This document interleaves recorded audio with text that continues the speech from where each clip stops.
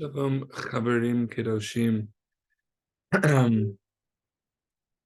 So we're not going to do an external niggin. We'll do the internal niggin tonight. Throughout the Shem, so we'll take 5 seconds.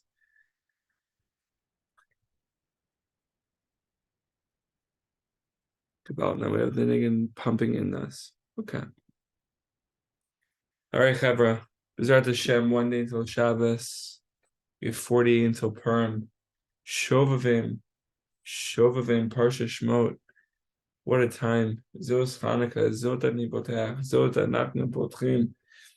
Chavra, Atil B'Shem Kol Yisrael for Pesach, Reuven Medus, Officer Baruch Bas Yehudis, Yonah Bas Basa, Shira Bas Basa, Sana Reuven Ben Mani, Tova Bas Perel, Eloi Nishmat, Yehudis Bracha Bas Nechemia, Mary Neshama Abinaliyah. We will then be, one sec, we will then be able to sift out the good in the tree of knowledge of good and evil, namely the vernacular, the language of everyday conversations, and overcome and remove all the bad in it. The forces of evil and the husk deriving from the primordial serpent will then be powerless to gain entry through our everyday conversations so as to tempt and sway us. God forbid.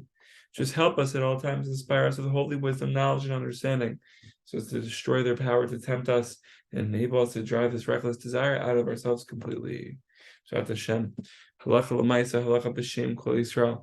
The one who is reading the Megillah for the congregation should have in mind to exempt all those who are listening from their obligation. One who is listening must also have in mind to fulfill his obligation and take care to hear every word. For even if he missed hearing just one word, he has not fulfilled his obligation. Therefore, the reader must pay close attention and ensure that while they are making noise and commotion, when being upon hearing Hama's name, he should remain silent until the noise has completely subsided. Nevertheless, it is proper and correct that every person should have a valid Megillah so that he can quietly recite each word with himself, because he may miss hearing one word from the reader. Likewise, every wise woman who is sitting in the women's gallery, if possible, it is good practice for her to have a valid Megillah to read from, because it is difficult to hear every word of the Megillah. There is the women's gallery, and women are obligated to hear the Megillah just as men are. With regard to the law, if they, the congregation, have not yet recited Kaddish, Kiddush Levana, sanctification of the moon, and the month of blessing recited on the moon, and the moon became visible during the Megillah reading, see above end of Sima 97, B'ezrat Hashem. We'll get there, I think. Or we could write in the footnote. There, the Kitzur writes that if there will be enough time to recite Kiddush Levana after the completion of the Megillah, they should not interrupt the reading. However, if the congregation has not yet recited Kiddush Levana, if they do not interrupt, the opportunity will pass, and they should interrupt the reading to recite Kiddush Levana. Interesting. Wow, Donnie, welcome. B'ezrat Hashem. I don't know if I'm louder enough right now. Some of the chaver are sleeping, just taking a little respite. But so we're in chapter 2, Mishnah 13. This is a very big one. B'ezrat Hashem, the word should enter into our hearts in a very deep way. So Rabbi Shimon said, be careful when reciting the Shema in your prayers. When you pray, do not make your prayer a fixed routine, but a plea for mercy and an appeal to God, as it is written in Yoel, for he is gracious and compassionate, long-suffering, abundant in kindness, and reluctant to punish. And do not be wicked in your own sight. Now, the first line is a big line. So that was the Mishnah. So be careful when we're reciting the Shema and your prayers when you pray. Rav Nachman once had a chassid come up to him, and he asked him, what kavanah should we have when saying God's name? What did Rav Nachman answer? Isn't the simple meaning God enough for you? Right? It just shows, and I forgot to send the video from the Yunuka on the power of saying God's name and what it really means. But really, it's wow, it just should ignite this awe and this, like, I don't even know, and this trembling. When saying God's name, it's a big deal, and a lot of times I'm a suspect of it. I'm guilty of it, mumbling or this and that, and not really having the proper kavanah. But the truth is, just the name itself is the highest. It's the highest of all. So that was just interesting. And do not make your prayer a fixed routine. This is a huge one. So we'll just expand on this until the rest of the night, until the conclusion of this Chabura. But Rabbi Nachman once remarked that the greatest religion devotions are easier than the efforts involved in making a living and acquiring worldly possessions. Isn't that crazy? One would think that going out and making money, okay, it's you work, you make money, boom, done. Very easy. But really, it's the opposite. That's actually the hardest avoda for so many reasons. We'll not get into it right now. But the religious practices, the daily religious practices, are actually the easiest, and we'll see why in a second. And just have in mind, the Mishnah says, do not make your prayers a fixed routine. So we'll be expanding on this. So we see for ourselves, says Rav Nachman, how much effort a merchant puts into traveling to a fair or to a market in time for market day. Right? I was just with someone yesterday, mamish. He should be well, his family should be well, everything should be well. But he literally told me he works 20-hour days. 20-hour days. I've never come across that. I thought it was a bit, but mamish 20-hour days. Right? So a merchant making a lot of effort into traveling, into doing such and such, working Israeli hours, American hours, the whole thing, providing food on the table, of course. As soon as Shabbos ends, he has to start getting busy, right? The emails, this and that, the stress and anxiety. First, he must find a wagon.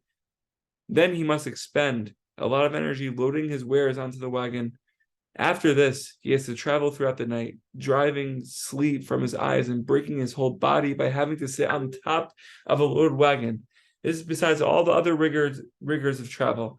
After this, he has to stand on his feet for the whole day, sometimes even in the freezing cold. All this effort, discomfort, and hardship for him. Maybe, just a maybe he will make a profit, or maybe he will lose everything, including his expenses, which is what often happens. Right? So we see here, this is not pashut, this is actually very hard.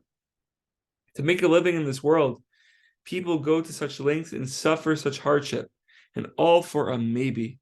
The chance of a small profit. On the other hand, the greatest form of religious devotion is prayer, and yet we stand up to pray. We finish the entire prayer service in such short order. Isn't it amazing? Right? We see business, we see the 20-hour. It's not pashut. It's not automatically we get $1 million check.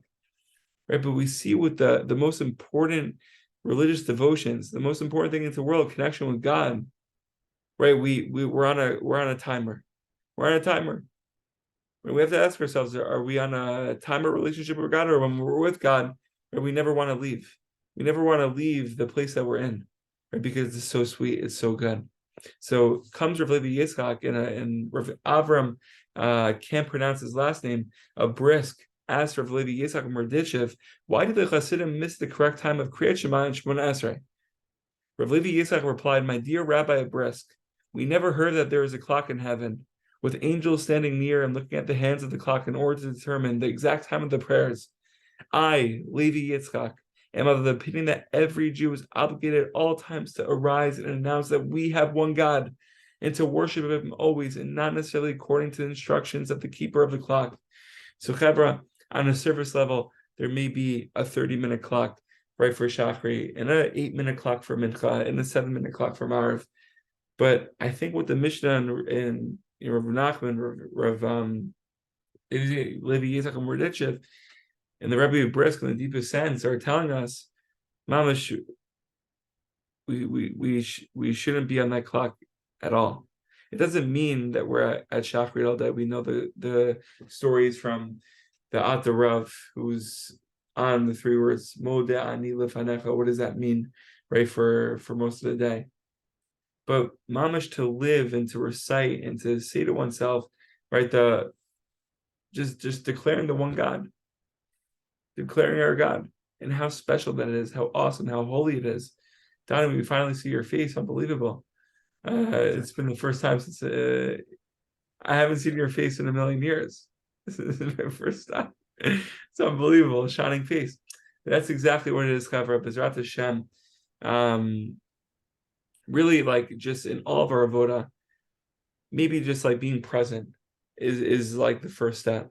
for 5 seconds, for 1 minute, for one prayer, for one line, right? It is just not being on that clock, not being on that anxiety ticker, like the Motzei Shabbos rush and all that, but really taking these religious practices, these high opportunities for connection, and really maximizing, even on a surface level, if it's a short time, but maximizing the time as much as we can.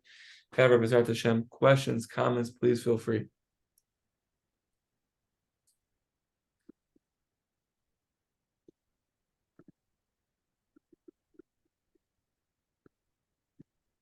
Also, the most important part, the last line of the Mishnah, do not be wicked in your own sight. However, we should just judge ourselves favorably over and over and over and over again. Even if we think we're the worst, mamash, we're still a son of God. Bezrat Hashem, and same with other people. I think Rav Levi Yitzchak said at the beginning of the book, searching for sins and seeking merit, these are good moral qualities. Right? We have to seek out the spiritual crumbs within ourselves. We have to acknowledge the flaws and work on them, like we spoke about last night. However, one should search for one's own sins and seek others' merits. Good points, Chavra. Bezrat Hashem, fired up, L'Kavah Shabbos Kodesh.